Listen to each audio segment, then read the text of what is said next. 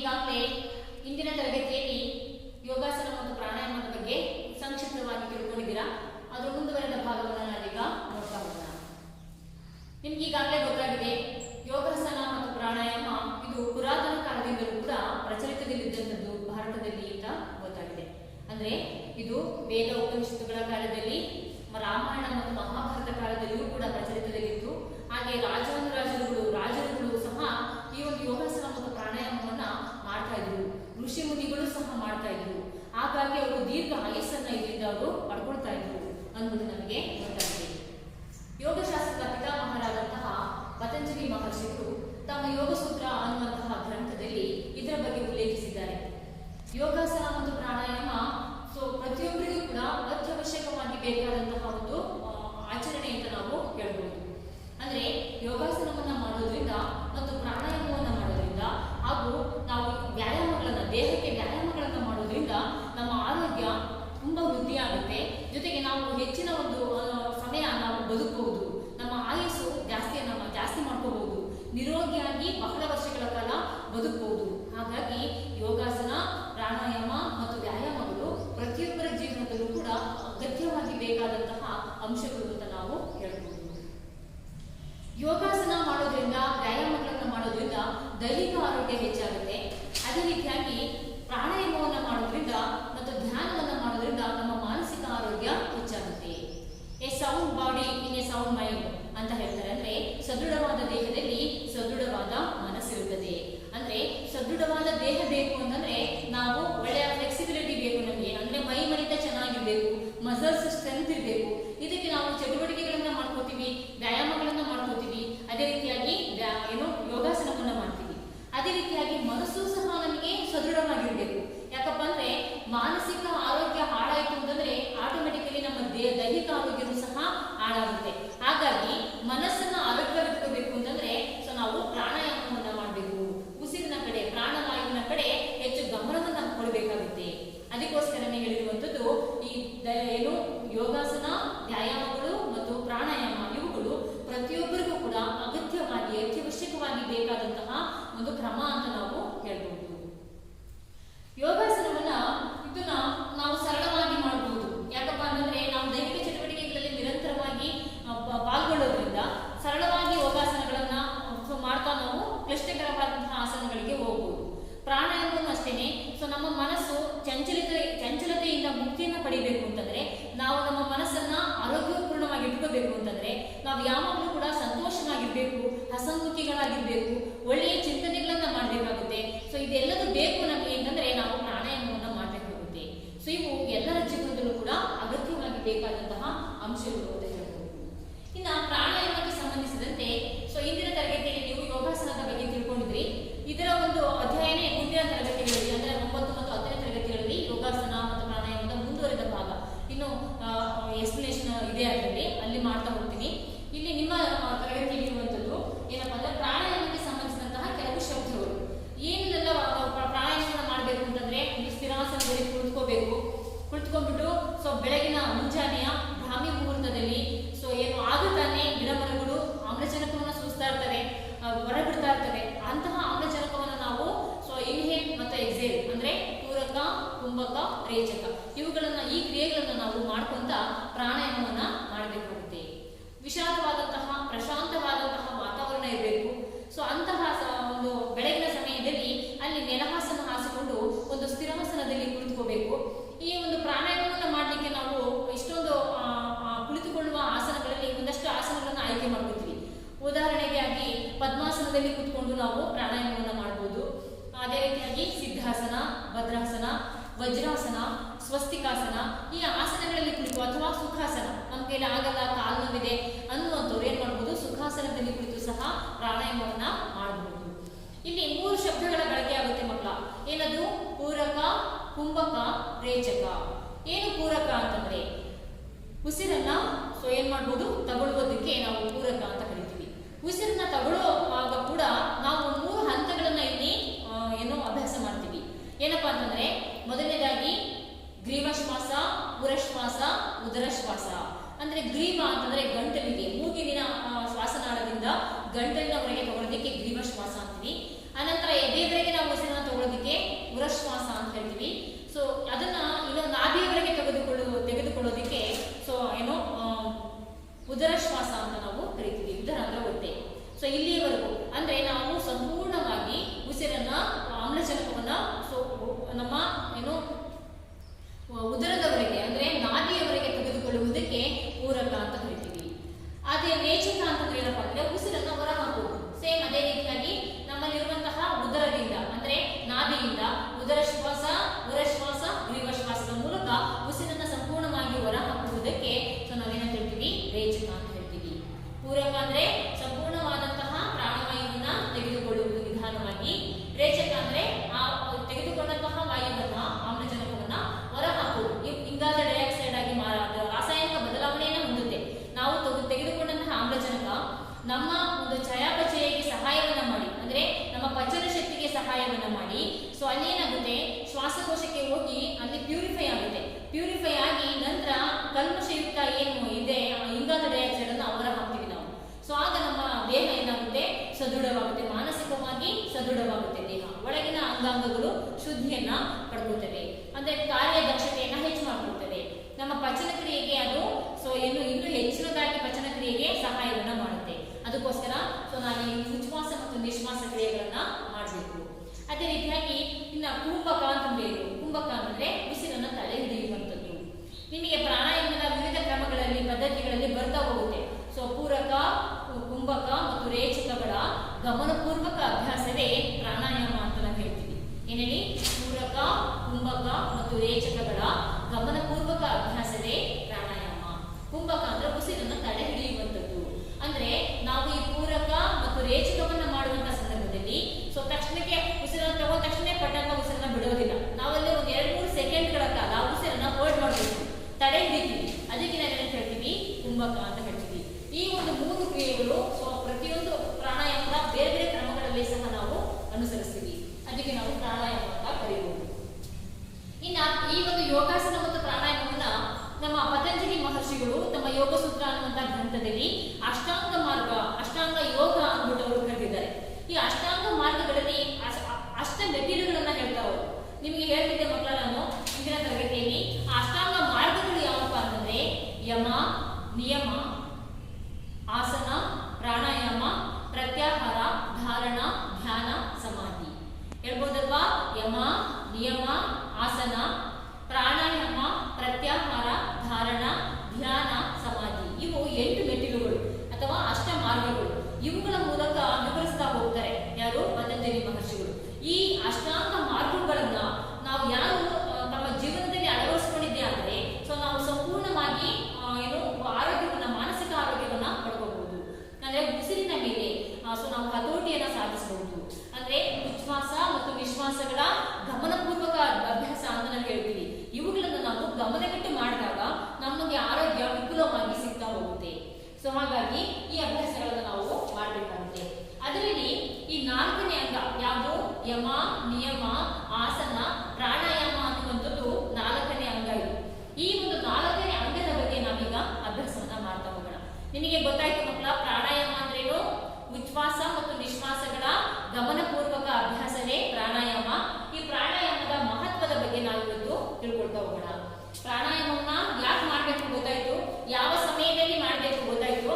ಅಂದ್ರೆ ಬೆಳಗಿನ ಮುಂಜಾನೆಯ ಸಮಯದಲ್ಲಿ ಅಥವಾ ಸಂಜೆಯ ಸಮಯದಲ್ಲಿ. ಹೆಚ್ಚಾಗಿ ನಾವು ಮುಂಜಾನೆ ಸಮಯದಲ್ಲಿ ಯಾಕೆ ಮಾಡಬೇಕು ಅಂತಂದ್ರೆ ನಮಗೆ ಗಾಳಿ ಪೊಲ್ಯೂಷನ್ ಆಗಿರಲ್ಲ, ಏರ್ ಪೊಲ್ಯೂಷನ್ ಆಗಿರಲ್ಲ. ಈ ವಾಹನಗಳಿರ್ಬೋದು, ಕಾರ್ಖಾನೆಗಳಿರ್ಬೋದು ಅಥವಾ ಸೊ ಏನೋ ಗಾಳಿಯ ಮೂಲಕನೂ ಕೂಡ ಏನಾಗ್ಬೋದು, ಈ ಒಂದು ಧೂಳು, ಅದು ಮಣ್ಣಿನ ಕಣಗಳು ಸೊ ವಾತಾವರಣದಲ್ಲಿ ಸೇರ್ಕೊಂಡು ಗಾಳಿ ಪೊಲ್ಯೂಷನ್ ಅನ್ನ, ಏರ್ ಪೊಲ್ಯೂಷನ್ ಆಗುತ್ತೆ, ಗಾಳಿ ಮಲಿನ ಆಗುತ್ತೆ. ಸೊ ಅಂತಹ ಗಾಳಿಯನ್ನು ನಾವು ಪೂರಕ ಮಾಡಿದಾಗ ನಮಗೆ ಶ್ವಾಸಕೋಶ ಸಂಬಂಧಿ ಕಾಯಿಲೆಗಳು ಸಂಭವಿಸಬಹುದು. ಅದಕ್ಕೋಸ್ಕರ ನಾವು ಮುಂಜಾನೆಯ ಸಮಯದಲ್ಲಿ ಸೊ ತುಂಬಾ ಮರಗಿಡಗಳು ಇರುವಂತಹ ಒಂದು ಪಾರ್ಕ್ ಅಥವಾ ಒಂದು ಪ್ರಶಾಂತವಾದ ವಾತಾವರಣ, ಸೊ ಅಂತಹ ಜಾಗದಲ್ಲಿ ಸುಮಾರು ಬೆಳಗಿನ ಜಾವ 5 ಗಂಟೆ, 4:15 ಇಂದ 5 ಗಂಟೆ ಇರ್ಬೋದು. ಈ ಸಮಯದಲ್ಲಿ ನಾವು ಸರಳ ಉಡುಪುಗಳನ್ನು ಧರಿಸಿ ಸೊ ಒಂದು ನೆಲಹಾಸನ ಹಾಸಿಕೊಂಡ್ಬಿಟ್ಟು ಯೋಗಾಸನ ಮತ್ತು ಪ್ರಾಣಾಯಾಮದ ಅಭ್ಯಾಸವನ್ನ ಮಾಡೋದ್ರಿಂದ ಸೊ ನಾವು ಬಿಡುವಂತಹ ಇಂಗಾಲ ಡೈಆಕ್ಸೈಡ್ ಸೊ ಮರಗಿಡಗಳಿಗೆ ಬೇಕು, ಅವು ಸೂಸುವಂತಹ ಆಮ್ಲಜನಕ ನಮಗೆ ಬೇಕು. ಈ ರೀತಿಯಾದಂತಹ ಗಾಳಿಯ ವಿನಿಮಯ ನಡೆಯುತ್ತೆ ಅಲ್ಲಿ. ಸೊ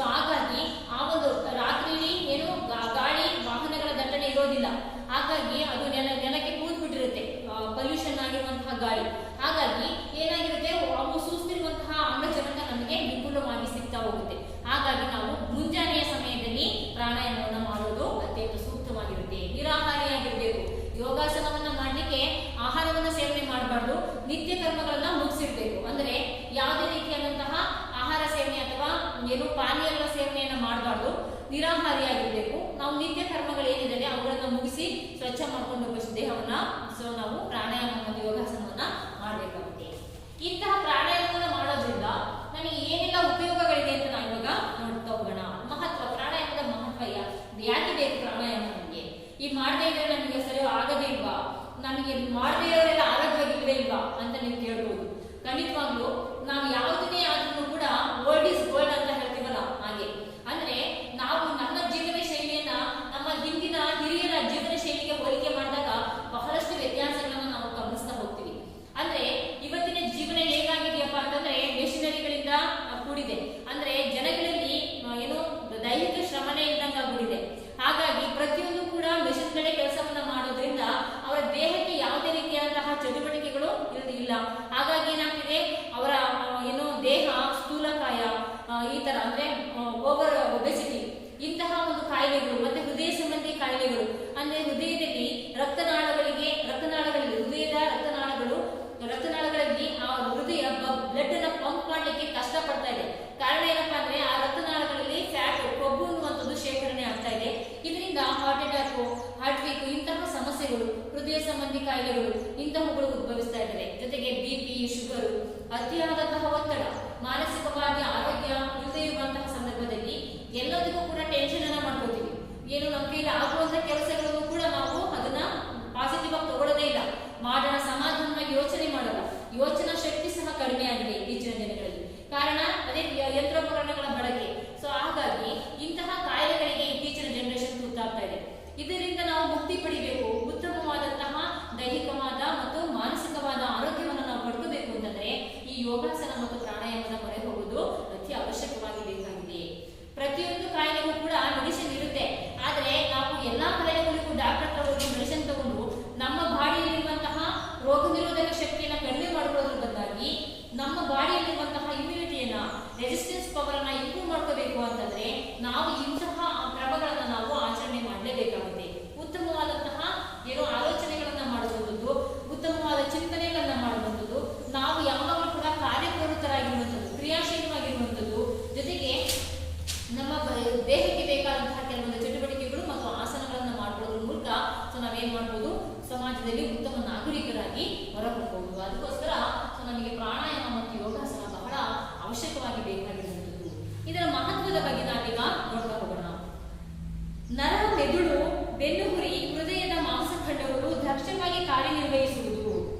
ಈ ಒಂದು ಪ್ರಾಣಾಯಾಮವನ್ನ ಮಾಡೋದ್ರಿಂದ ಏನೇನೆಲ್ಲ ಉಪಯೋಗಗಳಿದೆಯಪ್ಪ ಅಂತಂದ್ರೆ ನರ, ಮೆದುಳು, ಬೆನ್ನುಹುರಿ. ನರ ಅಂತಂದ್ರೆ ನರ್ವ್ ಸಿಸ್ಟಮ್. ನಮ್ಮ ಬಾಡಿಯಲ್ಲಿ ಹೇಗೆ ಬೋನ್ ಇದೆ, ಅಸ್ಥಿಪಂಜರ, ಆಮೇಲೆ ನರಗಳು ಇದ್ದಾವೆ. ಸೊ ಅದ ನರಗಳಲ್ಲಿ ಬ್ಲಡ್ ಸರ್ಕ್ಯುಲೇಷನ್ ಆಗ್ತಾ ಇರುತ್ತೆ. ಜೊತೆಗೆ ಮಸಲ್ ಇದೆ, ಅಂದ್ರೆ ದಪ್ಪದಾದಂತಹ ಮಸಲಿನ ಹೊದಿಕೆ ಇದೆ. ಸೊ ಅವುಗಳು ಕೂಡ ಬಲಶಾಲಿ ಆಗ್ಬೇಕು ಅಂತಂದ್ರೆ ನಾವು ಎಕ್ಸರ್ಸೈಸ್ ಗಳನ್ನ, ಸೊ ಯೋಗಾಸನಗಳನ್ನ ಮಾಡಬೇಕಾಗುತ್ತೆ. ಸೊ ಇವುಗಳಿಗೆ ದಕ್ಷತೆ ಬರಬೇಕು ಅಂತಂದ್ರೆ ನಾವು ಪ್ರಾಣಾಯಾಮವನ್ನ ಮಾಡಬೇಕು. ನರಗಳು ಸಹ, ನರಗಳಲ್ಲಿ ಇರುವಂತಹ ನರಗಳು ಏನ್ ಮಾಡ್ತವೆ, ವೇನ್ಸ್ ಅಲ್ಲಿ ಈಸಿಯಾಗಿ ಬ್ಲಡ್ ಸರ್ಕ್ಯುಲೇಷನ್ ಆಗ್ಬೇಕು ಅಂತಂದ್ರೆ ಇವುಗಳು ಸಹ ಬಲಶಾಲಿ ಆಗ್ಬೇಕು. ಮೆದುಳು, ನಮ್ಮ ಮೆದುಳಿನ ಬುದ್ಧಿಶಕ್ತಿ ಹೆಚ್ಚಾಗಬೇಕು, ಮೆದುಳಿನ ಕಾರ್ಯಕ್ಷಮತೆ ಹೆಚ್ಚಾಗಬೇಕು ಅಂತಂದ್ರೆ ನಾವು ಆಸನಗಳನ್ನ ಮಾಡಬೇಕು. ಜ್ಞಾಪಕ ಶಕ್ತಿಗೋಸ್ಕರನೇ ವಿವಿಧ ಆಸನಗಳಿದ್ದಾವೆ ಮಕ್ಕಳ. ನನ್ನ ಹೇಳ್ತಾ ಇದ್ದೆ ಇಂದಿನ ತರಗತಿಯಲ್ಲಿ ಏನೋ ಶೀರ್ಷಾಸನ ಮೀನ್ಸ್ ತಲೆ ಕೆಳಗೆ ಕಾಲನ್ನ ಮೇಲೆ ಮಾಡಿ ನಿಲ್ಲುವಂಥದ್ದು. ಈ ಆಸನಗಳನ್ನ ಅಭ್ಯಾಸ ಮಾಡ್ತಾ ಪ್ರತಿದಿನ ಅಭ್ಯಾಸ ಮಾಡ್ತಾ ನೀವು ಅಭ್ಯಾಸವನ್ನ ಮಾಡ್ಕೋಬೇಕಾಗುತ್ತೆ. ಪ್ರಾರಂಭದಲ್ಲಿ ಗೋಡೆಯ ಹತ್ರ ಏನೋ ತಲೆಯನ್ನ ಇಟ್ಟು ಕೆಳಗೆ ಮತ್ತೊಂದು ಮೆತ್ತನ ಹಾಸಿಗೆಯನ್ನು ಇಟ್ಕೊಂಡು ಸೊ ನೀವು ಮಾಡ್ಬೋದು. ನಂತರದಲ್ಲಿ ನೀವು ಅಭ್ಯಾಸ ಮಾಡ್ತಾ ನೀವು ನೆಲದ ಮೇಲೆ, ಒಂದು ಚಿಕ್ಕ ನೆಲಹಾಸಿನ ಮೇಲೆ ನೀವು ಆ ಆಸನವನ್ನ ಮಾಡ್ಬೋದು. ಇದರಿಂದ ಏನೆಲ್ಲ ಉಪಯೋಗ ಆಗುತ್ತಪ್ಪ ಅಂತಂದ್ರೆ ನಮ್ಮ ಮೆದುಳಿಗೆ ಶುದ್ಧ ರಕ್ತ ಪರಿಚಲನೆ ಆಗುತ್ತೆ, ಸಂಚಲನೆ ಆಗುತ್ತೆ. ಇದರಿಂದ ನಮ್ಮ ಜ್ಞಾಪಕ ಶಕ್ತಿ ಹೆಚ್ಚಾಗುತ್ತೆ. ನಾವು ಓದಿದಂತಹ ಕೇಳಿದಂತಹ ವಿಷಯಗಳು ಬಹಳ ಕಾಲ ನೆನಪಿನ ಆಳದಲ್ಲಿ ಉಳ್ಕೊಡುತ್ತೆ. ಇದರಿಂದ ನಿಮಗೆ ಎಕ್ಸಾಮಿನೇಷನ್ಗೆ ಕಷ್ಟ ಆಗೋದಿಲ್ಲ. ಏನೋ ತರಗತಿಯಲ್ಲಿ ಶಿಕ್ಷಕರು ಬೋಧಿಸಿದಂತಹ ಪಾಠ ಇರ್ಬೋದು, ಇವು ಸಹ ಏನಾಗುತ್ತೆ, ಪಾಠ ಕೇಳಿದ ತಕ್ಷಣ ಅದು ಮರೆತು ಹೋಗೋದಿಲ್ಲ. ನಿಮ್ಮ ಕಾನ್ಸಂಟ್ರೇಷನ್ ಆ ಕಡೆ ಈ ಕಡೆ ಆಗೋದಿಲ್ಲ. ನಿಮ್ಮ ಮನಸ್ಸು ಚಂಚಲತೆಯಿಂದ ಮುಕ್ತಿಯನ್ನ ಪಡೆಯುತ್ತೆ. ಅಂದ್ರೆ ಕಾನ್ಸಂಟ್ರೇಷನ್ ಮೈಂಡ್ ನಿಮಗೆ ಬರುತ್ತೆ. ಸೊ ಇದರಿಂದ ಮಕ್ಕಳಿಗೆ ಬಹಳ ಮುಖ್ಯವಾಗಿ ಬೇಕಾಗಿರುವಂತದ್ದು ಮೆದುಳಿನ ಆರೋಗ್ಯವನ್ನ ಕಾಪಾಡಿಕೊಳ್ಳುವಂಥದ್ದು. ಒತ್ತಡವನ್ನ ಕಡಿಮೆ ಮಾಡಿಕೊಳ್ಳುವಂಥದ್ದು. ಸೊ ನೆಕ್ಸ್ಟ್ ಬೆನ್ನು ಹುರಿ. ನಾವು ಯೋಗಾಸನ ಮತ್ತು ಪ್ರಾಣಾಯಾಮವನ್ನು ಮಾಡಬೇಕಾದ್ರೆ ನೇರವಾಗಿ ಕೂತ್ಕೊಳ್ತೀವಿ.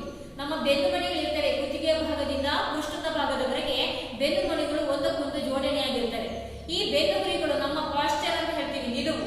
ಇದನ್ನು ನಾವು ಹೇಗೆ ಇಟ್ಕೊಳ್ತೀವೋ ಹಾಗೆ ಅದು ಕಾಯ್ದುಕೊಳ್ಳುತ್ತೆ, ಹೌದಲ್ವಾ? ಸೊ ನಾವು ನೇರವಾಗಿ ಕೂತ್ಕೊಂಡ್ರೆ ಅದು ನೇರವಾಗಿ ಇರುತ್ತೆ. ನಾವು ಕೂತ್ಕೊಳ್ಳುವಾಗ ಬೆಂಡ್ ಆಗೋದು, ನಡೆಯುವಾಗ ಬಗ್ಗಿ ನಡೆಯೋದು, ಸೊ ಈ ರೀತಿಯಾಗಿ ಮಾಡಿದಾಗ ನಮ್ಮ ಪಾಶ್ಚರ್ ಅದೇ ನಿಲುವನ್ನ ಹೊಂದುತ್ತೆ, ನಿಲುವು ಅದೇ ರೀತಿಯಾಗಿ ಆಗಿರುತ್ತೆ. ಸೊ ಈ ರೀತಿಯಾಗಿ ಸ್ಟ್ರೈಟ್ ಆಗಿ ಕೂತ್ಕೊಳ್ಳೋದಕ್ಕೂ, ಸೊ ನೋಡಿ ಈ ಕೂತ್ಕೊಂಡ್ರು ಕೂಡ ಇದೇ ತರ ನಿಲುವು ನಮ್ದು ಬಾಡಿ ನಿಲುವು ಬರುತ್ತೆ. ಹೀಗೆ ಸ್ಟ್ರೈಟ್ ಆಗಿ ಕೂತ್ಕೊಂಡ್ರೆ ಸೊ ನಮ್ಮ ಬಾಡಿ ನಿಲುವು ಬೆನ್ನು ಮಣಿ ಸಲ ನೇರವಾಗಿರುತ್ತೆ. ಸೊ ಹೀಗೆ ನೀವು ವಯಸ್ಸಾದ ಮುದುಕಿಯರನ್ನ ನೋಡಿ ಮಕ್ಕಳ, ಅವರಿಗೆ ಅಷ್ಟೊಂದೇನು ಏಜ್ ಆಗಿರಲ್ಲ, ಆದ್ರೂ ಕೆಲವರೆಲ್ಲ ಬಗ್ಗಿ ನಡೀತಾ ಇರ್ತಾರೆ. ಕಾರಣ ಏನಪ್ಪಾ ಅಂದ್ರೆ ಅವರು ಸರಿಯಾದಂತಹ ನಿಲುವಿನಲ್ಲಿ ಕೂತ್ಕೊಳ್ಳದೆ ಇರೋದು ಮತ್ತು ನಡೆದೇ ಇರೋದು, ಹೌದಲ್ವಾ? ಅದಕ್ಕೋಸ್ಕರ ಸೊ ಈ ಬೆನ್ನು ಮಣಿ ಸರ ನೇರವಾಗಿರ್ಬೇಕು ಅಂತಂದ್ರೆ, ಸೊ ನೇರವಾಗಿ ನಾವು ವಯಸ್ಸಾದ್ರೂ ಕೂಡ ಇರ್ಬೇಕು ಅಂತಂದ್ರೆ ನಾವು ಯೋಗಾಸನ ಮತ್ತು ಪ್ರಾಣಾಯಾಮವನ್ನು ಮಾಡ್ಬೇಕಾದ್ರೂ ಸಹ, ಮತ್ತು ಶಾಲೆಗಳಲ್ಲಿ ಕುತ್ಕೊಳ್ಬೇಕಾದ್ರೆ, ನಾರ್ಮಲ್ ಆಗಿ ನಡಿಬೇಕಾದ್ರೆ ನಾವು ಸ್ಟ್ರೈಟ್ ಆಗಿ ನಡಿಬೇಕು, ನೇರ ನಿಲುವನ್ನ ನಾವು ಹೊಂದಬೇಕು. ಅದಕ್ಕೋಸ್ಕರ ಈ ಬೆನ್ನು ಹುರಿ ಸೊ ಹೆಚ್ಚಾಗಿ ಶಕ್ತಿಶಾಲಿ ಆಗ್ತವೆ. ಯಾಕಪ್ಪ ಅಂತಂದ್ರೆ ಯೋಗಾಸನದಲ್ಲಿ ನಾವು forward bending, backward bending, side ways ಎಲ್ಲ ಬೆಂಡ್ ಆಗೋದ್ರಿಂದ ಅವುಗಳಿಗೆ ಆರೋಗ್ಯ ಹೆಚ್ಚಾಗುತ್ತೆ, ಅವುಗಳಲ್ಲಿ ಶಕ್ತಿ ಜಾಸ್ತಿ ಆಗುತ್ತೆ. ಸೊ ಅವುಗಳು ಏನಾಗ್ತವೆ, ಅವುಗಳ ಸುತ್ತಮುತ್ತ ಇರುವಂತಹ ಮಾಂಸಖಂಡಗಳು ಬಲಶಾಲಿ ಆಗ್ತವೆ. ಇದರಿಂದ ಬೆನ್ನು ಹುರಿ ಏನಾಗುತ್ತೆ, ಶಕ್ತಿಶಾಲಿ ಆಗುತ್ತೆ. ಹೃದಯದ ಮಾಂಸಖಂಡಗಳು ದಕ್ಷವಾಗಿ ಕಾರ್ಯನಿರ್ವಹಿಸುತ್ತವೆ. ಹೃದಯದ ಮಾಂಸಖಂಡಗಳು ನಾನು ಅವಾಗಲೇ ಹೇಳ್ತಿದ್ದೆ ನಿಮ್ಗೆ, ಇತ್ತೀಚಿನ ದಿನಗಳಲ್ಲಿ ಮಕ್ಕಳಲ್ಲಿ ಏನಾಗಿದೆಯಪ್ಪ ಅಂತಂದ್ರೆ ದೈಹಿಕ ಚಟುವಟಿಕೆ, ಶ್ರಮ ವಹಿಸಿ ಕೆಲಸ ಮಾಡುವಂತಹ ಕೆಲಸಗಳು ಯಾವುದೂ ಇಲ್ಲ, ಎಲ್ಲ ಮೆಷಿನರಿಗಳು ಮಾಡ್ತಾ ಇದೆ. ಸೊ ಹಾಗಾಗಿ ಅವರು ಯಾವುದೇ ರೀತಿಯಾದಂತಹ ಬೆವರು ಅವ್ರಿಗೆ ಬರೋದೇ ಇಲ್ಲ.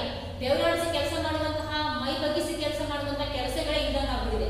ಹಾಗಾಗಿ ಜನಗಳು ಮಾಡುವಂತಹ ಕೆಲಸಗಳನ್ನ ಮೆಷಿನರಿಗಳು ಮಾಡ್ತಾ ಇದೆ. ಸೊ ಹಾಗಾಗಿ ಅವ್ರಿಗೆ ಏನಾಗಿದೆ, ತಿಂದಂತಹ ಆಹಾರ ಸೊ ಪಚನವಾಗ್ದೇನೆ ಅದು ಒಬೆಸಿಟಿ ಅಂದ್ರೆ ಕೊಲೆಸ್ಟ್ರಾಲ್ ಆಗಿ ಅಲ್ಲೇ ಅಕ್ಯುಮುಲೇಟ್ ಆಗಿ ಸ್ಟೋರ್ ಆಗ್ತಾ ಇದೆ. ಇದರಿಂದ ಸೊ ಒಬೆಸಿಟಿ ಮತ್ತೆ ಸ್ಥೂಲಕಾಯದ ಶರೀರ ಸೊ ಉದ್ಭವ ಆಗ್ತಾ ಇದೆ, ಅಂದ್ರೆ ಹೆಚ್ಚಾಗಿ ಕಾಣ್ತಾ ಇದೀವಿ ನಾವು. ಸೊ ಹೀಗಾಗಿ ಸೊ ಏನಾಗಿದೆಯಪ್ಪ ಅಂತಂದ್ರೆ ಅವರ ಒಂದು ಹೃದಯದ ರಕ್ತನಾಳಗಳು ಅಂದ್ರೆ ಆ ವೇನ್ಸ್ ಅಲ್ಲಿ ಬ್ಲಡ್ ಸರ್ಕ್ಯುಲೇಷನ್ ಆಗಲಿಕ್ಕೆ ಕಷ್ಟ ಆಗ್ತಾ ಇದೆ. ಹೃದಯ ರಕ್ತವನ್ನ ಪಂಪ್ ಮಾಡಲಿಕ್ಕೆ ತುಂಬಾ ಕಷ್ಟ ಪಡ್ತಾ ಇದೆ. ಕಾರಣ ಏನಪ್ಪಾ ಅಂದ್ರೆ ವೇನ್ಸ್ ಅಲ್ಲಿ ಅಂದ್ರೆ ನರಗಳಲ್ಲಿ ಸೊ ಅಲ್ಲಿ ಸುತ್ತ ಕೊಲೆಸ್ಟ್ರಾಲ್ ಶೇಖರಣೆ ಆಗ್ತಾ ಇದೆ, ಕೊಬ್ಬು ಶೇಖರಣೆ ಆಗ್ತಾ ಇದೆ. ಇದರಿಂದ ಸರಾಗವಾಗಿ ಬ್ಲಡ್ ಸರ್ಕ್ಯುಲೇಷನ್ ಆಗ್ತಾ ಇಲ್ಲ. ಇದರಿಂದ ಹೃದಯ ಸಂಬಂಧಿ ಕಾಯಿಲೆಗಳು ಹೆಚ್ಚಾಗ್ತಾ ಇದೆ. ಈ ಒಂದು ಕಾಯಿಲೆಗಳು ಬರಬಾರ್ದು ಅಂತಂದ್ರೆ ನಮ್ಗೆ ಹೊಟ್ಟೆಯ ಭಾಗ ಅಥವಾ ಜಾಸ್ತಿಯಾಗಿ ಫ್ಯಾಟ್ ಶೇಖರಣೆ ಆಗಬಾರ್ದು, ಕೊಬ್ಬು ಶೇಖರಣೆ ಆಗಬಾರ್ದು. ಇದನ್ನ ನಾವು ಕೊಬ್ಬು ಶೇಖರಣೆ ಆಗಬಾರ್ದು ಅಂತಂದ್ರೆ ನಾವೇನ್ ಮಾಡ್ಬೇಕು, ಪ್ರತಿನಿತ್ಯ ದೇಹಕ್ಕೆ ಚಟುವಟಿಕೆಗಳನ್ನ ಕೊಡ್ಬೇಕು, ಅಂದ್ರೆ ವ್ಯಾಯಾಮಗಳನ್ನ ಮಾಡಬೇಕು, ಯೋಗಾಸನವನ್ನ ಮಾಡಬೇಕು. ಬಾಡಿ ಈಸಿಯಾಗಿ ಫಾರ್ವರ್ಡ್, ಬ್ಯಾಕ್ವರ್ಡ್, ಸೈಡ್ ವೇಸ್ಗಳು ಸೊ ಏನಾಗಬೇಕು, ಬೆಂಡ್ ಆಗಬೇಕು. ಆಗ ಮಾತ್ರ ಸೊ ಆರೋಗ್ಯವನ್ನ ಪಡೆಯಲಿಕ್ಕೆ ಸಾಧ್ಯ. ಹೀಗೆ ಸೊ ನಮಗೆ ಸ್ವಲ್ಪ ಪ್ರಮಾಣದ ಕೊಬ್ಬು ಬೇಕು, ಸ್ವಲ್ಪನೂ ಬೇಡ ಅಂತಲ್ಲ, ಒಂದಷ್ಟು ಎಷ್ಟು ಪ್ರಮಾಣದಲ್ಲಿ ಬೇಕೋ ಅಷ್ಟೇ ಬೇಕು. ಯಾವುದೇ ಆದ್ರೂ ಕೂಡ ಅತಿ ಆದ್ರೆ ಅಮೃತವು ವಿಷ ಅನ್ನೋ ಹಾಗೆ ಸೊ ಜಾಸ್ತಿ ಆದ್ರೆ ಅದರಿಂದ ಕಾಯಿಲೆಗಳು ಸಂಭವಿಸ್ತವೆ. ಅದಕ್ಕೋಸ್ಕರ ಈ ಹೃದಯ ಸಂಬಂಧಿ ಕಾಯಿಲೆಗಳು ಬರದೇ ಇರಂಗೆ ತಡಿಬೇಕು ಅಂತಂದ್ರೆ ನಾವು ಪ್ರತಿನಿತ್ಯ ಯೋಗಾಸನ ಮತ್ತು ಪ್ರಾಣಾಯಾಮಗಳನ್ನ ಮಾಡಬೇಕಾಗುತ್ತೆ. ಸೊ ಈ ಒಂದು ಮಾಂಸಖಂಡಗಳು, ಹೃದಯದ ಮಾಂಸಖಂಡಗಳು ದಕ್ಷವಾಗಿ ಕಾರ್ಯನಿರ್ವಹಿಸುವುದು. ಶುದ್ಧ ರಕ್ತದಿಂದ ಅವುಗಳಿಗೆ ಹೆಚ್ಚಿನ ಪ್ರಮಾಣದಲ್ಲಿ ಆಮ್ಲಜನಕ ಹರಿಸುವಲ್ಲಿ ಪ್ರಾಣಾಯಾಮ ಮಹತ್ವದ ಪಾತ್ರವನ್ನು ವಹಿಸುತ್ತದೆ. ನಿಮಗೆ ಈಗಾಗಲೇ ಹೇಳ್ತಿದ್ದೆ ಮಕ್ಕಳ ನಾನು ಏನಂತ, ನಮಗೆ ಪ್ರಾಣಾಯಾಮವನ್ನ ಮಾಡೋದ್ರಿಂದ ಶುದ್ಧವಾದಂತಹ ಆಮ್ಲಜನಕ ಏನಾಗುತ್ತೆ, ಹೆಚ್ಚಾಗಿ ಸಿಗುತ್ತೆ. ಅಂದ್ರೆ ನಾವು ದೀರ್ಘವಾಗಿ ಯಾವ ರೀತಿಯಾಗಿ ಉದರಶ್ವಾಸ, ಉರಶ್ವಾಸ ಮತ್ತು ಗ್ರೀವಶ್ವಾಸದ ಮೂಲಕ ಪೂರಕ, ಕುಂಭಕ ಮತ್ತು ರೇಚಕಗಳನ್ನ ಮಾಡ್ತಾ ಹೋಗ್ತೀವಿ. ಇದರಿಂದ ಸೊ ನಮ್ಮ ಶ್ವಾಸಕೋಶಗಳು ಆರೋಗ್ಯಪೂರ್ಣವಾಗ್ತವೆ.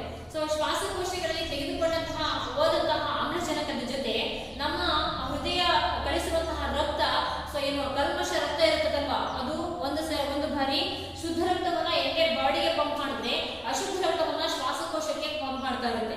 ಈ ಶ್ವಾಸಕೋಶದಲ್ಲಿ ಇರುವಂತಹ ಆಮ್ಲಜನಕದ ಜೊತೆ ಆ ಅಶುದ್ಧ ರಕ್ತ ಸಂಯೋಜನೆಯನ್ನು ಶುದ್ಧವಾಗಿ ಪ್ಯೂರಿಫೈ ಮಾಡಿ, ಆ ಬ್ಲಡ್ ಅನ್ನು ಪ್ಯೂರಿಫೈ ಮಾಡಿ ಪುನಃ ಹಾರ್ಟಿಗೆ ಅದು ಕಳಿಸುತ್ತೆ. ಈ ಒಂದು ಪ್ರಕ್ರಿಯೆ ನಿರಂತರವಾಗಿ ನಡೀತಾ ಇರುತ್ತೆ, ಸೈಕಲ್ ಇರೋದು. ಹೇಗೆ ಸೊ ಅದೇನ್ ಮಾಡುತ್ತೆ, ಹಾರ್ಟ್ ಅಶುದ್ಧ ರಕ್ತವನ್ನ ಶ್ವಾಸಕೋಶಕ್ಕೆ ಕಳಿಸುತ್ತೆ. ಸೊ ನಾವು ಆಮ್ಲಜನಕವನ್ನು ತಗೊಂಡಾಗ ಆ ಆಮ್ಲಜನಕದ ಜೊತೆ ಸಂಯೋಜನೆ ಆಗುತ್ತೆ. ಅಲ್ಲಿ ಆ ಒಂದು ಅಶುದ್ಧ ರಕ್ತವನ್ನ ಆ ಆಮ್ಲಜನಕದ ಜೊತೆ ಸಂಯೋಜನೆ ಆದಾಗ ಪ್ಯೂರಿಫೈ ಆಗಿ ಮತ್ತೆ ಪುನಃ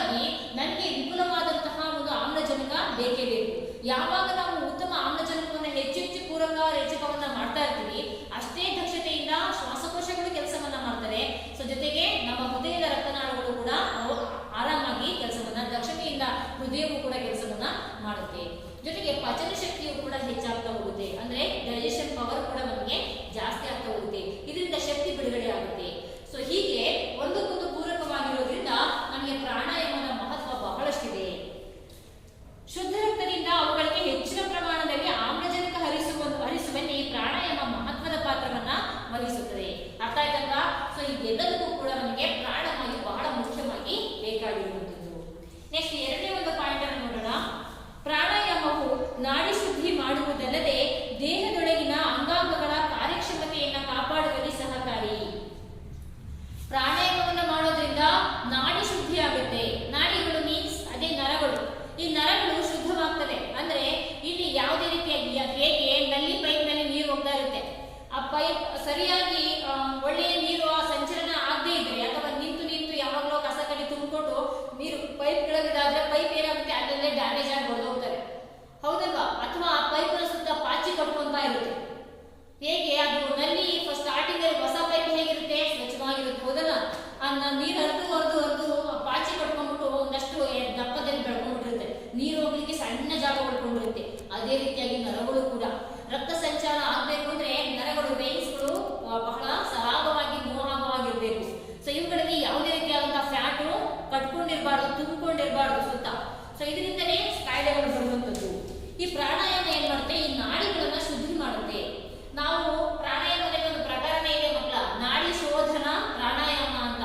ಅಂದ್ರೆ ಪೂರಕ ಮತ್ತೆ ಕುಂಭಕ ಮತ್ತು ರೇಚಕಗಳನ್ನ ಸೂರ್ಯಭೇದನ ಮತ್ತು ಚಂದ್ರಭೇದನ ಎರಡು ಪ್ರಾಣಾಯಾಮಗಳನ್ನ ಒಟ್ಟಾಗಿ ಮಾಡ್ತೀವಲ್ಲ, ಅದೇ ನಾಡಿ ಶೋಧನ ಪ್ರಾಣಾಯಾಮ, ಹೌದಲ್ವಾ?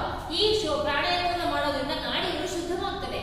ಸೊ ಇದರಿಂದ ಯಾವುದೇ ರೀತಿಯಾದ ಹೃದಯ ಸಂಬಂಧಿ ಕಾಯಿಲೆಗಳಿರ್ಬೋದು, ಸೊ ಟೆನ್ಷನ್ ಇಂದ ಬರುವಂತಹ ಇತ್ತೀಚಿನ ದಿನಗಳಲ್ಲಿ ಹೆಚ್ಚಾಗಿ ಬರ್ತಿರುವಂತಹ ಯಾವ್ದಿರ್ಬೋದು, ಸ್ಟ್ರೋಕ್ ಅಂತ ಹೇಳ್ತೀವಲ್ವಾ? ಅಂದ್ರೆ ಸ್ಟ್ರೋಕ್ ಅಂದ್ರೆ ಅದು ಕಾರ್ಯಕ್ಷಮತೆಯನ್ನು ನಿಲ್ಲಿಸುವಂಥದ್ದು, ಸ್ಥಗಿತ ಮಾಡೋದು, ಮೆದುಳಿನ ಒಂದು ಕಾರ್ಯಕ್ಷಮತೆ ಅದು ನಿಲ್ಲಿಸುತ್ತೆ, ಅದಕ್ಕೆ ನಾವು ಸ್ಟ್ರೋಕ್ ಆಗಿದೆ ಅಂತ ಹೇಳ್ತೀವಿ. ಇಂತಹ ಕಾಯಿಲೆಗಳಿಂದ ನಾವು ಮುಕ್ತಿಯನ್ನ ಪಡೆಯಬಹುದು.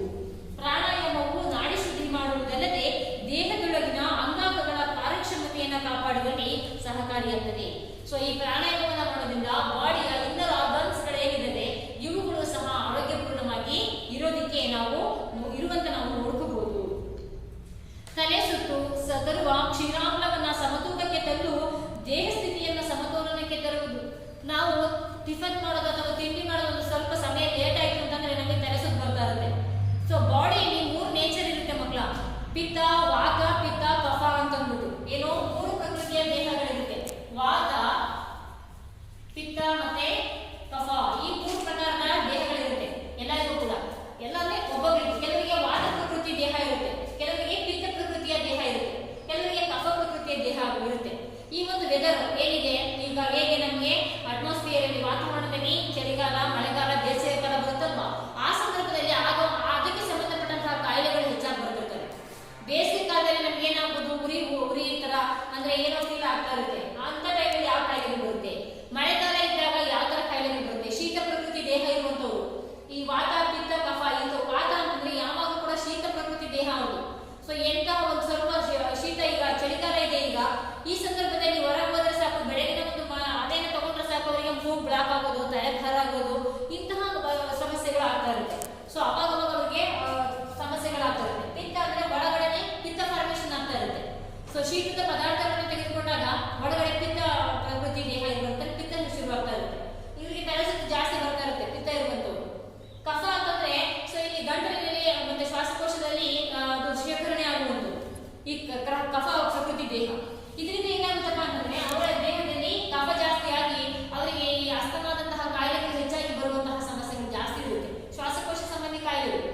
ಸೊ ಅದೇ ರೀತಿ ವಾತ ಅಂದ್ರೆ ವಾಕರಿಕೆ, ಮತ್ತೆ ವಾಂತಿ ಮಾಡೋ ತರ ಮೂವ್ಮೆಂಟ್, ಇವೆಲ್ಲದೂ ಕೂಡ ಆಗುವಂಥದ್ದು ಏನು ನಮ್ಮಲ್ಲಿ ಬಾಡಿಯಲ್ಲಿ ಹೆಚ್ಚಾಗಿ ವಾತ, ಪಿತ್ತ, ಕಫ ಇವುಗಳು ಜಾಸ್ತಿ ಆಗಲ್ಲ. ಯಾವುದೇ ಹೇಳಿದ್ರಲ್ಲ, ಯಾವುದೇ ಒಂದು ಅಂಶವೂ ಕೂಡ ಸಮ ಪ್ರಮಾಣದಲ್ಲಿ ಇರಬೇಕು. ಅದಕ್ಕಿಂತ ಹೆಚ್ಚಿಗೆ ಆದ ತಕ್ಷಣ ನಮ್ಮ ದೇಹ ಅದನ್ನ ರಿಜೆಕ್ಟ್ ಮಾಡ್ತಾ ಹೋಗುತ್ತೆ, ಆಗ ಅದಕ್ಕೆ ತಲೆ ಸುತ್ತು ಬರುವಂತದ್ದು, ಇಂತಹ ಸಮಸ್ಯೆಗಳು ಶುರುವಾಗುತ್ತೆ. ಸೊ ಈ ರೀತಿಯಾಗಿ ಈ ಕ್ಷೀರಾಮ್ಲಗಳನ್ನ, ತಲೆ ಸುತ್ತು ತರುವಂತಹ ಕ್ಷೀರಾಮ್ಲವನ್ನ ಸಮತೂಕಕ್ಕೆ ತಂದು ದೇಹವನ್ನ ಸಮತೋಲನಕ್ಕೆ ತರ್ತದೆ. ಅರ್ಥ ಆಯ್ತಲ್ವಾ? ಸೊ ನೆಕ್ಸ್ಟ್, ಗ್ರಹಣ ಶಕ್ತಿ, ಪಚನ ಶಕ್ತಿ, ಜ್ಞಾಪಕ ಶಕ್ತಿಯು ಪ್ರಾಣಾಯಾಮದಿಂದ ವೃದ್ಧಿಯಾಗುವುದು. ನೋಡಿ, ಇದಕ್ಕಿಂತ ಬೇಕಾ ಇನ್ನು? ಗ್ರಹಣ ಶಕ್ತಿ ಪ್ರತಿಯೊಬ್ಬರೂ ಕೂಡ ಸೊ ಏನು ಗ್ರಹಣ ಶಕ್ತಿ ಜಾಸ್ತಿ ಇರಬೇಕು. ಗ್ರಹಣ ಶಕ್ತಿ ಮೀನ್ಸ್ ಗ್ರಹಿಸುವ ಶಕ್ತಿ. ಹೇಳಿದಂತಹ ಅಥವಾ ಇಲ್ಲಿ ನಾವು ಏನು ತೋರಿಸಿದಂತಹ ಯಾವುದೇ ಒಂದು ಚಿತ್ರ ಇರಬಹುದು ಅಥವಾ ಪಾಠದ ಏನು ಯಾವುದೋ ಒಂದು ಅಧ್ಯಯನ ಇರಬಹುದು, ಅದನ್ನ ಹೇಳಿದಂತಹದ್ದನ್ನ ನೀವು ಹಾಗೆ ಕೇಳ್ತೀರಾ, ಹೌದಲ್ಲ? ಇಲ್ಲಿ ಕೇಳ್ತೀರಾ, ಒಂದು ಸ್ವಲ್ಪ ಸಮಯ ಹೋದಷ್ಟೇ ಅದನ್ನ ಅರ್ಥೋಗ್ಬಿಟ್ಟಿರುತ್ತೆ. ಅಂದ್ರೆ ನಿಮಗೆ ಗ್ರಹಿಸುವ ಶಕ್ತಿ ಕಡಿಮೆ ಇದೆ ಅಂತ ಅರ್ಥ. ಅಂದ್ರೆ ನಾವು ಗುಡ್ ಲಿಸನರ್ ಆಗಿರ್ಬೇಕು ಯಾವಾಗಲೂ ಕೂಡ. ಫಸ್ಟ್ ಏನ್ ಹೇಳ್ತಾರೆ ಅದನ್ನ ತಾಳ್ಮೆಯಿಂದ, ಸೊ ತುಂಬಾ ಮನಸ್ಸನ್ನ ವಿಚಲಿತವಾಗಿಟ್ಕೊಳ್ತೆ, ಚಂಚಲವಾಗಿಟ್ಕೊಳ್ತೆ, ಸೊ ಮನಸ್ಸನ್ನ ಸ್ಥಿರವಾಗಿಟ್ಕೊಂಡು ಅದನ್ನ ಕೇಳ್ಕೊಳ್ಳುವಂತಹ ವ್ಯವಧಾನ ಇರಬೇಕು. ಅಂದ್ರೆ ಗ್ರಹಿಸುವ ಶಕ್ತಿ ನಮ್ಮಲ್ಲಿ ಜಾಸ್ತಿ ಇರಬೇಕು. ಆಗ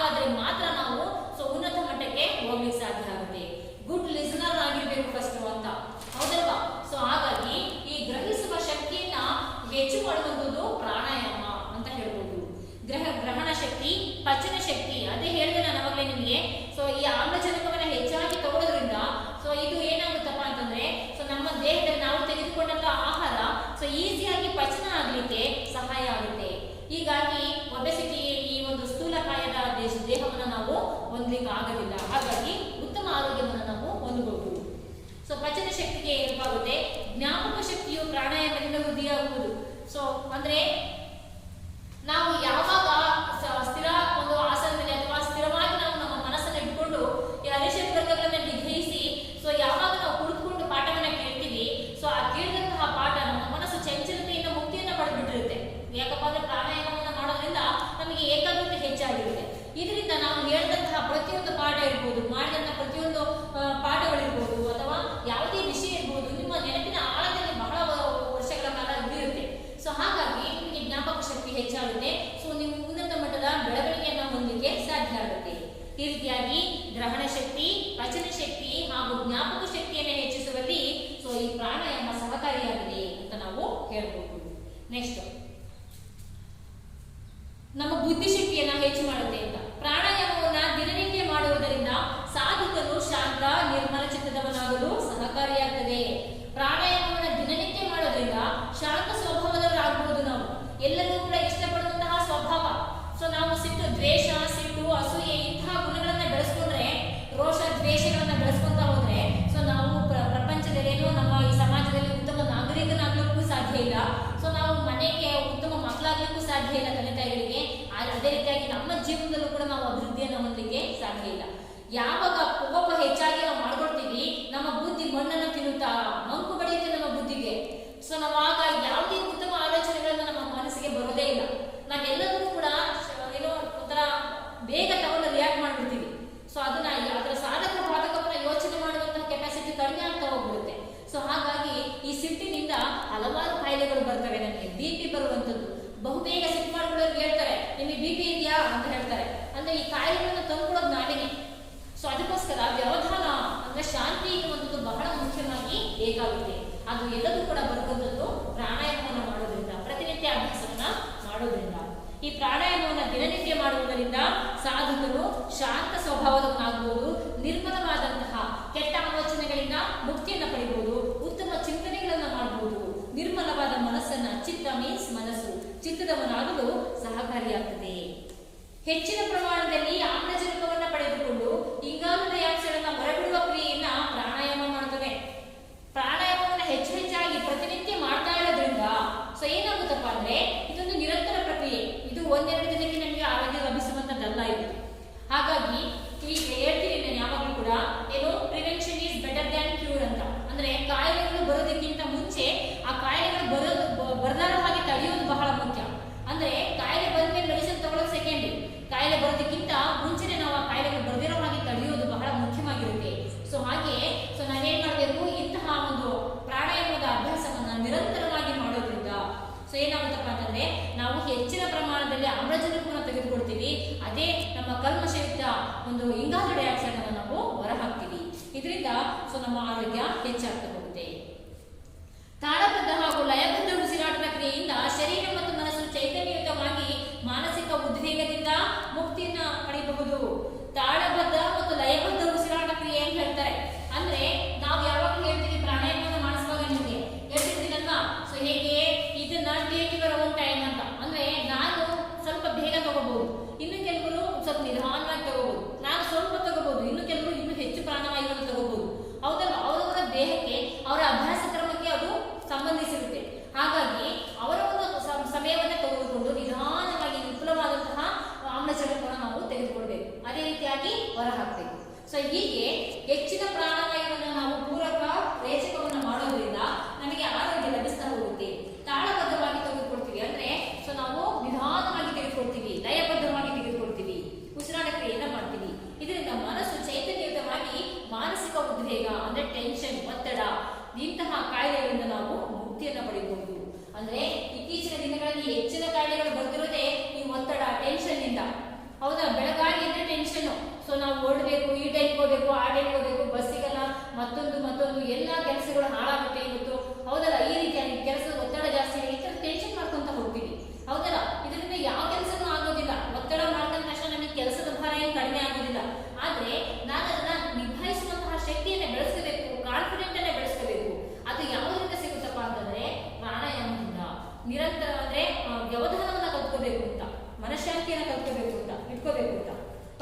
ಇದಿಷ್ಟು ಕೂಡ ಪ್ರಾಣಾಯಾಮದಿಂದ ಆಗುವಂತಹ ನಮಗೆ ಲಾಭಗಳು ಅಂತ ನಾವು ಹೇಳ್ಬೋದು. ಇನ್ನ ಪ್ರಾಣಾಯಾಮಕ್ಕೆ ಪೂರ್ವ ಸಿದ್ಧತೆಯ ಬಗ್ಗೆ ನಾವು ನೋಡ್ಕೊಳ್ಳೋಣ. ಪ್ರಾಣಾಯಾಮ ಮಾಡೋದಕ್ಕಿಂತ ಮುಂಚೆ ನಾವು ಹೇಗಿರ್ಬೇಕು ಅಂತ ಸ್ವಲ್ಪ ನೋಡ್ಕೊಳ್ಳೋಣ. ಪ್ರಾತಃ ಕಾಲ ಅಥವಾ ಸಂಜೆಯ ಸಮಯ ಪ್ರಾಣಾಯಾಮ ಮಾಡಲು ಯೋಗ್ಯವಾದುದು. ನಾನು ಮೊದಲೇ ಹೇಳ್ತಿದ್ದೆ ನಿಮಗೆ, ಪ್ರಾತಃ ಕಾಲ ಮೀನ್ಸ್ ಬ್ರಾಹ್ಮಿ ಮುಹೂರ್ತ ಅಂದ್ರೆ 4 ಗಂಟೆಯಿಂದ 5 ಗಂಟೆ ಒಳಗೆ, ಇಂತಹ ಸಮಯದಲ್ಲಿ ನಾವು ಪ್ರಾಣಾಯಾಮವನ್ನ ಮಾಡಬೇಕು. ಇದು ಬಹಳ ಯೋಗ್ಯವಾದಂತಹ ಸಮಯ. ಸಂಜೆ ಸಮಯದಲ್ಲಿ ಸಹ ನಾವು ಪ್ರಾಣಾಯಾಮವನ್ನ ಮಾಡಬಹುದು.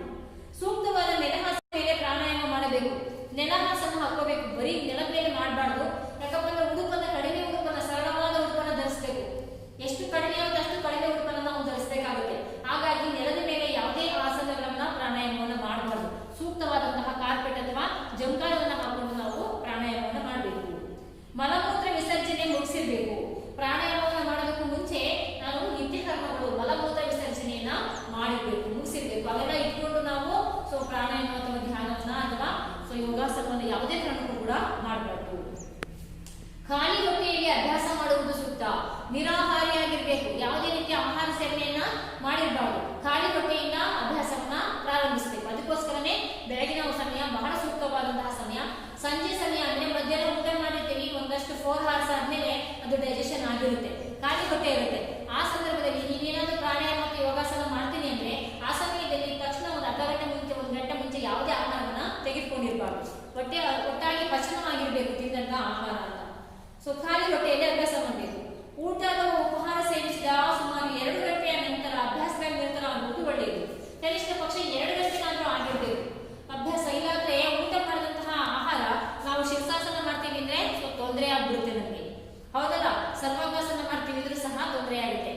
ಅಂದ್ರೆ ಬಾಡಿ ಈಸಿಯಾಗಿ ಬೆಂಡ್ ಆಗಲ್ಲ, ಕಷ್ಟ ಆಗುತ್ತೆ. ತಕ್ಷಣ ಊಟ ಮಾಡಿದ ತಕ್ಷಣ ಯಾವುದೇ ಶ್ರಮ ವಹಿಸಿ ಕೆಲಸ ಮಾಡಬಾರ್ದು. ಅಂದ್ರೆ ಕೂತ್ಕೋಬಾರ್ದು, ಓಡಾಡ್ಬೋದು, ಬಟ್ ಶ್ರಮದ ಕೆಲಸಗಳನ್ನ ಊಟ ಮಾಡಿದ ತಕ್ಷಣ ಮಾಡಬಾರ್ದು. ಅದಕ್ಕೋಸ್ಕರ ಯೋಗಾಸನವನ್ನ ಮಾಡಲಿಕ್ಕೆ ಪ್ರಾತಃ ಕಾಲ ಸೂಕ್ತವಾದ ಸಮಯ. ಸಂಜೆ ಸಮಯದಲ್ಲಿ ಮಾಡಬಹುದು. ನಿರಾಹಾರಿಯಾಗಿರ್ಬೇಕು. ಮತ್ತೆ ನೆಲಹಾಸಿನ ಮೇಲೆ ನಾವು ಸೂಕ್ತವಾದ ನೆಲಹಾಸಿನ ಮೇಲೆ ಮಾಡಬೇಕು. ಖಾಲಿ ಹೊಟ್ಟೆಯಲ್ಲಿರಬೇಕು. ಮಲಮೂತ್ರ ವಿಸರ್ಜನೆಯನ್ನು ಮಾಡಿರಬೇಕು. ಊಟ ಉಪಚಾರ ಮಾಡಿ ಕನಿಷ್ಠ 2 ಗಂಟೆ ಆದ್ರೂ ಕೂಡ ಸಮಯ ಆಗಿರಬೇಕು. ಇಂತಹ ಸಮಯದಲ್ಲಿ ನಾವು ಪ್ರಾಣಾಯಾಮ ಮತ್ತು ಯೋಗಾಸನವನ್ನು ಮಾಡೋದು ಬಹಳ ಸೂಕ್ತವಾಗಿರುತ್ತೆ. ಅರ್ಥ ಆಯ್ತಲ್ಲ ಮಕ್ಕಳ? ಇದಿಷ್ಟು ಯೋಗಾಸನ ಮತ್ತು ಪ್ರಾಣಾಯಾಮಕ್ಕೆ ಸಂಬಂಧಪಟ್ಟಂತಹ ಒಂದು ಅಧ್ಯಾಯದ ಬಗ್ಗೆ ವಿವರಣೆ. ಇನ್ನು ಮುಂದುವರೆದ ಭಾಗವನ್ನ ಇದರಲ್ಲಿ ಪ್ರಾಣಾಯಾಮದಲ್ಲಿ ವಿವಿಧ ಪ್ರಕಾರ